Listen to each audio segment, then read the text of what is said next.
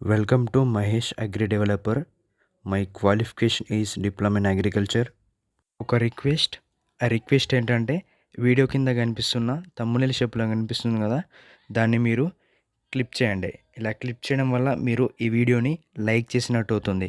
ఇలా లైక్ చేయడం వల్ల మీలాంటి మరికొందరికి ఈ వీడియో చేరుతుంది, వాళ్ళకు కూడా ఉపయోగపడుతుంది. అలాగే ఈ వీడియో కింద సబ్స్క్రైబ్ బటన్ ఉంటుంది. ఆ సబ్స్క్రైబ్ బటన్ని మీరు క్లిక్ చేయండి. ఇలా క్లిక్ చేయడం వల్ల నెక్స్ట్ బెల్ సింబల్ అని వస్తుంది. ఆ బెల్ సింబల్ అని క్లిక్ చేసి దాంట్లో వచ్చే ఆల్ అనే ఆప్షన్ని పెట్టుకోండి. ఇలా ఆల్ అనే ఆప్షన్ పెట్టుకోవడం వల్ల నేను చేసిన ప్రతి ఒక్క వీడియో మీకు నోటిఫికేషన్గా వస్తుంది. ఇప్పుడు మనం ఈ వీడియోలోకి వెళ్ళిపోదాం. ఈ వీడియోలో నేర్చుకోబోయేది ఏంటంటే పపాయ డిసీజెస్ గురించి నేర్చుకోబోతున్నాం. పపాయ వ్యాధుల గురించి నేర్చుకోబోతున్నాం. ఇప్పుడు ఆ బొప్పాయి వ్యాధులేంటో చెప్తాను. ఫస్ట్ వన్ వచ్చేసి పౌడర్ మిల్యూ. పౌడర్ మిల్యూని తెలుగులో ఏమంటామంటే బూడిద తెగులు అంటాము. ఇప్పుడు ఈ బూడిద తెగులు గురించి తెలుసుకోబోతున్నాం.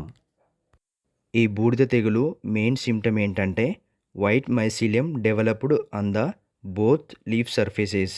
అంటే వైట్గా బూడిదలాగా ఆకుకు రెండు వైపులా ఏర్పడుతుంది. ఇలా ఏర్పడడం వల్లనే మనం దాన్ని బూడిద తెగులని నిర్ధారించవచ్చు. నెక్స్ట్ ఈ డిసీజు ఫ్లవర్ స్టాక్స్ అంటే పూల కాడలకు, ఫ్రూట్స్ పండ్లకు కూడా ఈ డిసీజ్ అనేది అటాక్ అవుతుంది. నెక్స్ట్ ఎక్కడైతే ఎండ తగలదో అక్కడ ఉన్న మొక్కలకు ఈ డిసీజ్ అనేది ఎక్కువగా వస్తుంది.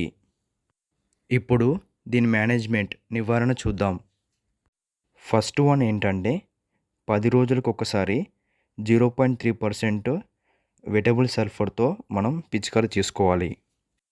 లేకపోతే బైలాటిన్ 0.1% లేదంటే కార్బనిజం 0.1%తో ప్రతి నెలకి మనం పిచికారీ చేసుకోవచ్చు. ఇలా చేయడం వల్ల కూడా ఈ డిసీజ్ని మనం కంట్రోల్ చేయవచ్చు. ఇప్పుడు నెక్స్ట్ డిసీజ్ గురించి చూద్దాం. నెక్స్ట్ డిసీజ్ ఏంటంటే foot rot or stem rot, తెలుగులో కాండం కుళ్ళు వ్యాధి అని అంటారు. ఈ డిసీజ్లో లక్షణాలు ఎలా ఉంటాయంటే water soaked patches on the stem at the ground level. అంటే నేల దగ్గరలో ఉన్న కాండానికి నీళ్ళతో నానపెడితే ఎలా ఉంటుందో అలా ఉంటుంది. అంటే మెత్తగా నీళ్ళతోడుతో ఉంటుంది. అలా ఎక్కడ ఉంటుందంటే నేల దగ్గరలో ఉన్న కాండానికి ఉంటుంది. నెక్స్ట్ ఈ డిసీజ్ వచ్చిన ప్లేస్ అనేది బ్రౌన్ ఆర్ బ్లాక్ కలర్లోకి మారుతుంది. లాస్ట్కి డిసీజ్ వచ్చిన ప్లేస్ ఉంటుంది కదా, అది మొత్తానికి కుళ్ళిపోతుంది. ఇలా కుళ్ళిపోవడం వల్ల మొక్క కాండం అడుగు భాగం విరిగిపోతుంది. ఇక్కడ ఉన్న ఫోటోలో చూడండి ఎలా ఉందో. ఈ విధంగా నేల మీద పడిపోతుంది చెట్టు. ఇప్పుడు ఈ ఫుట్ రాట్ డిసీజ్కి మేనేజ్మెంట్ ఏంటో చూద్దాం. ఫస్ట్ ఈ వ్యాధి సోకిన మొక్కలను పీకేసి కాలబెట్టాలి. ఇలా చేయడం వల్ల మరొక మొక్కకి ఈ వ్యాధి సోకకుండా ఉంటుంది. నెక్స్ట్ 4 grams క్యాప్టన్ అనే కెమికల్ని 1 kg విత్తనానికి మనం సీడ్ ట్రీట్మెంట్ చేసుకోవాలి. Next drench the base of the stem with copper oxychloride అగ్రేటెడ్ 0.2% ఆర్ మెటలాక్సిల్ 0.1%. అంటే మనం ఈ కెమికల్ని కాండం మొదల్లో పోయాలి. ఎంత పర్సెంట్తో పోయాలంటే కాపర్ ఆక్సిక్లోరైడ్ అనేది 0.25%తో పోయాలి, లేదంటే మెటలాక్సిల్ 0.1%తో పోయాలి. నెక్స్ట్ డిసీజ్ మొజాయిక్ వైరస్, లేదంటే పపాయ రింగ్ స్పాట్ వైరస్ అని కూడా అంటారు. ఈ డిసీజ్లో లక్షణాలు ఎలా ఉంటాయంటే mottling and puckering of the leaves especially the young ones. అంటే యంగ్ మొక్కలలో ఆకులు అనేవి మచ్చలుగా ఏర్పడతాయి మరియు ముడతలు కూడా ఏర్పడతాయి. Next the leaf lamina is reduced and malformed and after modified into tendril like structure. అంటే ఆకుల సైజ్ తగ్గుతుంది, ఆకులు వంకరగా ఏర్పడతాయి, అంటే ఆకులు సన్నగా తయారవుతాయి. మొత్తానికి ఆకులు ఒక రిబ్బన్ ఎలా ఉంటుందో అలా తయారవుతాయి. ఇక్కడ ఫోటోలో చూడండి ప్లాంట్ యొక్క ఆకులు ఎలా కుచించుకుపోయాయో. ఈ విధంగా ఆకులు అనేవి ముడతలుగా కుచించుకుపోయి ఉంటాయి. నెక్స్ట్ దాని యొక్క ఫ్రూట్ సైజ్ కూడా తగ్గుతుంది. ఇప్పుడు ఈ డిసీజ్ యొక్క మేనేజ్మెంట్ గురించి చూద్దాం, నివారణ చూద్దాం.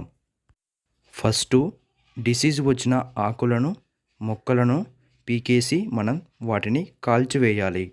ఈ వ్యాధి అనేది ఎక్కువగా ఎఫిడ్స్ వల్ల సోకుతుంది.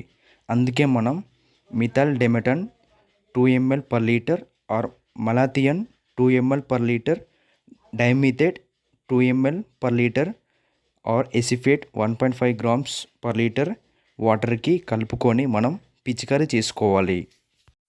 Next disease leaf curl disease, ఆకులు ముడత రావడం. ఈ డిసీజ్లో లక్షణాలు ఎలా ఉంటాయంటే ఎక్కువగా వెయిన్ క్లియరింగ్ అవుతుంది. ఇక్కడ ఫోటోలో చూడండి, వెయిన్స్ అనేవి ఎలా క్లియర్ అయినాయో, అంటే వెయిన్స్ అనేవి గ్రీన్ కలర్ నుండి ఎల్లో కలర్లోకి చేంజ్ అవుతాయి. ఫోటోలో చూసారు కదా, అలా ఉంటాయి సేమ్. నెక్స్ట్ లీఫ్ లామినా తగ్గుతుంది. లీఫ్ లామినా అంటే ఆకులో పచ్చడి భాగం ఉంటుంది కదా, దాన్ని లీఫ్ లామినా అంటాం. ఆ లీఫ్ లామినా మొత్తానికి తగ్గుతుంది. నెక్స్ట్ లీఫ్ మార్జిన్స్ అంటే ఆకులు అంచులు లోపలికి ముడుచుకుంటాయి. ఇలా ముడుచుకోవడం వల్ల రివర్స్ కప్పు ఎలా ఉంటుందో అలా ఉంటుంది.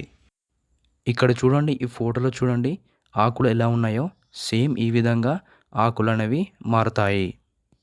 డిసీజ్ వచ్చిన మొక్కలకు ఫ్లవరింగ్ రాదు, ఫ్రూట్స్ కూడా రావు. ఈ వ్యాధి అనేది వైట్ ఫ్లైస్ వల్ల వ్యాప్తి చెందుతుంది.